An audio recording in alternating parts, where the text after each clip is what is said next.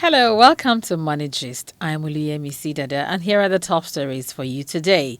For the first time in 5 years, the Central Bank of Nigeria has trimmed its key interest rate, a small step, but a big signal. The CBN is cautiously pivoting towards growth as inflation finally shows signs of cooling. At its latest Monetary Policy Committee meeting in Abuja, the CBN cut the monetary policy rate by 50 basis points to 27%. All 12 MPC members voted in favor. Governor Olayemi Cardoso says the move reflects 5 straight months of disinflation, expectations of lower inflation for the rest of the year, and the need to support recovery. But this wasn't just a simple rate cut. The CBN paired easing with targeted liquidity controls.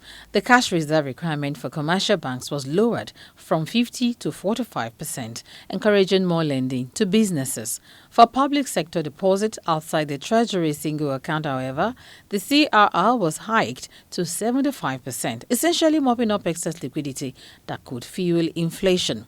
The standing facilities corridor was widened to plus or minus 250 basis points, while the liquidity ratio stayed at 30%. Cardoso pointed to positive tailwinds: harvest season boosting food supply, petrol prices coming down, improved oil production, and rising capital inflows, all expected to keep inflation on a downward path. This decision comes as Nigeria's economy gathers steam. GDP grew 4.23% in Q2. External reserves climbed above $43 billion, and the naira has steadied after months of volatility. Bank recapitalization is also on track, with 14 banks already meeting new capital requirements. So what we're seeing is a balancing act, supporting growth with a cautious rate cut, while tightening liquidity where risks are highest. The big test: whether these measures can sustain disinflation and keep the economy on its recovery path. Nigeria's economy posted a solid performance in the second quarter of this year. According to the National Bureau of Statistics, real GDP grew by 4.23% year-on-year. That's stronger than the 3.48% recorded in the same quarter last year, and also above the 3.13% we saw in quarter one of this year. What's driving this momentum? The recent GDP rebasing, a rebound in oil production, and a resilient non-oil sector. Agriculture ticked up to 2.82%, industry surged by 7.45%, nearly double last year's pace, while services held steady with 3.94% growth.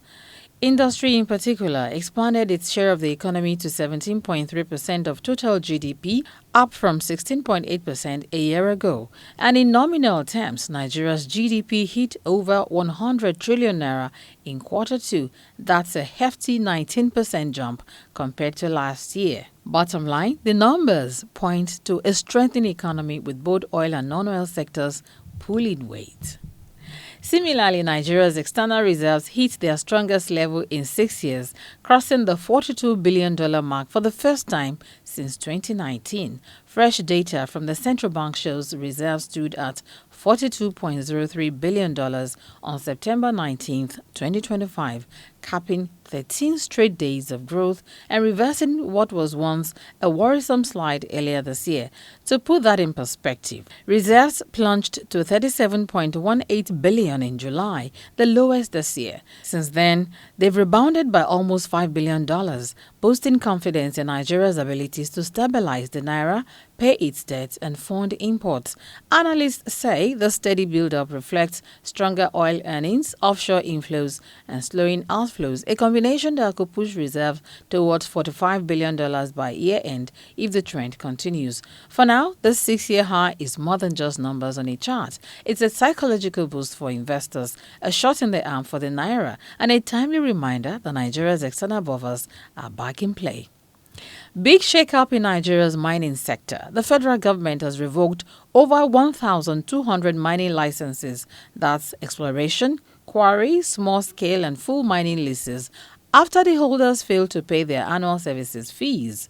According to the Ministry of Solid Minerals, this move is all about sanitizing the industry and creating space for serious investors, especially small and medium-scale players. Here's the breakdown. 584 exploration licenses, 65 mining leases, 144 quarry licenses, and 470 small-scale mining leases all gone. The revoked titles are being deleted from the electronic mining cadastre system. Now, why the crackdown? Authorities say too many people are sitting on licenses just to resell them instead of actually investing in exploration and production. By enforcing the law, the ministry says it wants to stop speculation and open the door for entrepreneurs who are ready to get to work. And here's the kicker. Those whose licenses were cancelled still owe outstanding fees. Their names are being sent to EFCC for recovery.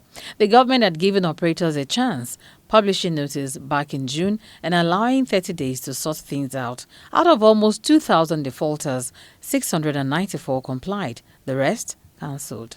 Officials says this cleanup will bring more transparency, attract credible investors, and make sure Nigeria's mineral resources are actually put to use, not just tied up in paperwork.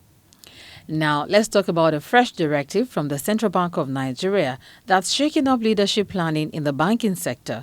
The CBN has issued a circular to all domestic systemically important banks, the big players that are too critical to fail. The new rule: banks must now lock in their succession plans well ahead of time. Specifically, every bank must get regulatory approval for a successor to the managing director or CEO at least 6 months before the current one's tenure ends, and they must make the appointment public no later than 3 months before the outgoing MD bows out.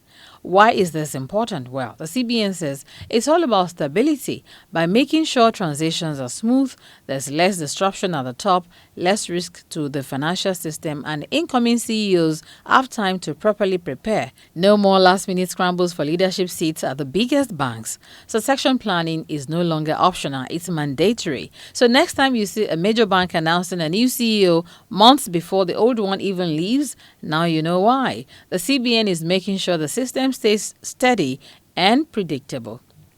Finally, for today, we spotlight the Finance Correspondents Association of Nigeria, FICAN, celebrating its 35th anniversary in Lagos. At the heart of this milestone conference was the theme, Bracing for the Digital Economy in Nigeria, Taxation, Banking and Finance. Nigeria's digital economy is booming. Internet access has surged past 163 million users, with the telecom sector now contributing almost 20% to GDP. E-commerce is set to top $16 billion by 2030, and fintech continues to attract big money, over $2 billion in 2024 alone. Digital transactions, they hit 657 trillion naira last year, with platforms like NIBS powering the majority. But it's not all smooth sailing. Cybersecurity risks, patchy broadband, and financial exclusion, especially in the north, remain hurdles. Still, banks are rolling out AI, blockchain, and big data tools to stay ahead, while regulators like the CBN and FIRS push for smarter policies. On taxation, the government is widening its net with tools like the 6% digital services tax, e-invoicing, and the Tax Pro Max system. The goal: raising Nigeria's tax to GDP ratio to 18% and capturing value from the fast-growing digital marketplace. Speakers stressed one big point: collaboration. Government, private sector, and academia, especially Lagos Business School, must work together to build infrastructure, boost digital skills, and strengthen regulation. Bottom line, Nigeria is standing at the edge of a digital revolution.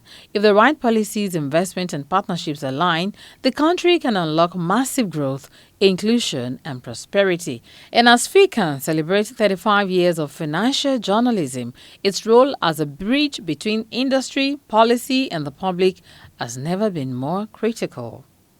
And that's a wrap on top monetary stories for today. Share your thoughts on any other stories and remember to like, subscribe, and share. I'm Oluyemisi. See you in the next one.